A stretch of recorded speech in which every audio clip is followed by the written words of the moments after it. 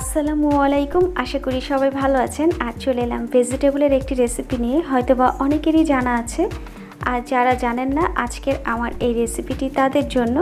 এই ভেজিটেবলটি দেখতে যতটা না ভালো লাগে, খেতে কিন্তু তার চেয়ে আরও বেশি ভালো লাগে। তো চলুন দেখে নেই এই ঝটপট ভেজিটেবল তৈরি করার রেসিপি। আজকে ভেজিটেবলের জন্য আমার লাগছে ঢেঁড়স। আমি এখানে 250 গ্রাম পরিমাণে ঢেঁড়স নিয়েছি এবং ঢেঁড়সগুলো প্রথমে কেটে নিচ্ছি। আজকে ঢেঁড়সগুলো আমি বড় সাইজ করে কেটে নিচ্ছি।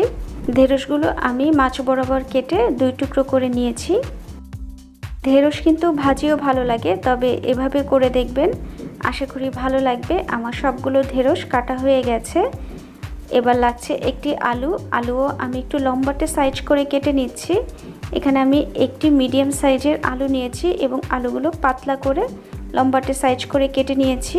আমার আজকে রান্নার জন্য আরও লাগছে চিংড়ি মাছ। আমি ছোট সাইজের দেশি চিংড়ি নিয়েছি। এবার চিংড়ি মাছগুলো আমি ব্লেন্ডারে ব্লেন্ড করে নিচ্ছি। আপনারা চাইলে শিলপাটায়ও বেটে নিতে পারেন।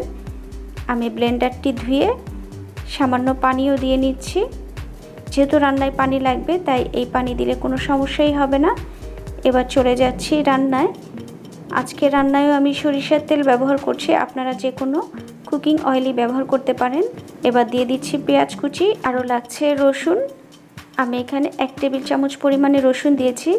এবার রসুন এবং পেঁয়াজ খুব ভালো মতো ভেজে নিচ্ছি যতক্ষণ না কাঁচা গন্ধ চলে যায়। এবার এর মধ্যে দিয়ে দিচ্ছি হলুদ গুঁড়ো 1/2 চামচ, মরিচ গুঁড়ো 1/2 চামচ, ধনিয়া গুঁড়ো 1/2 চামচ এবং স্বাদ মতো লবণ।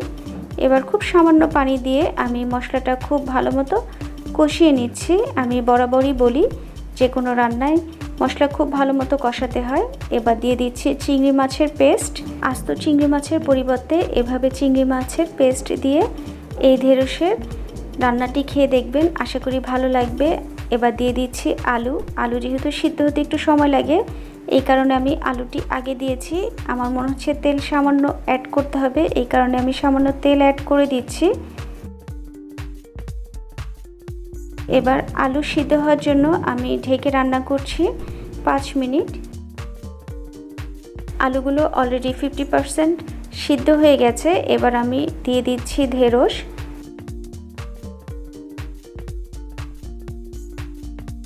ঢেঁড়স দিয়ে সব কিছু খুব ভালো মতো মিশিয়ে নিচ্ছি। এবার আমি সামান্য লবণও অ্যাড করে দিচ্ছি। এবার আরও দিয়ে দিচ্ছি ঝালের জন্য বেশ কিছু কাঁচামরিচ। এবার ঢেকে রান্না করছি প্রায় 10 মিনিটের মতো। এই সময় চুলোর আঁচ ছিল মিডিয়াম লো। ঢেঁড়সগুলো দেখে মনে হচ্ছে আর একটু সিদ্ধ হওয়ার বাকি আছে, তাই আমি আবারও নেড়েচেড়ে খুব ভালো মতো ঢেকে রান্না করব 5 মিনিট। আসলে একঘেয়েমি খাবারের পাশাপাশি মাঝে মধ্যে একটু ডিফারেন্ট কিছু ট্রাই করলে খুবই ভালো লাগে। আশা করি আপনারা বাসায় ট্রাই করবেন এই ডিফারেন্ট টাইপের ঢেঁড়স ভাজি, আপনাদের কাছে ভালো লাগবে। ফিরে এলাম 5 মিনিট পরে। তৈরি হয়ে গেল সুস্বাদু ঢেঁড়স ভাজি। আশা করি আমার এই রেসিপিটি আপনাদের ভালো লেগেছে, আর আপনারাও বাসায় ট্রাই করবেন। এই ঢেঁড়স ভাজি কিন্তু গরম ভাত দিয়ে খেতে খুবই ভালো লাগে। আর এতক্ষণ আমার সঙ্গে থাকার জন্য ধন্যবাদ সবাইকে। নিজের যত্ন নিন, পরিবারেরও যত্ন নিন। ভালো থাকবেন সবাই। আল্লাহ হাফেজ।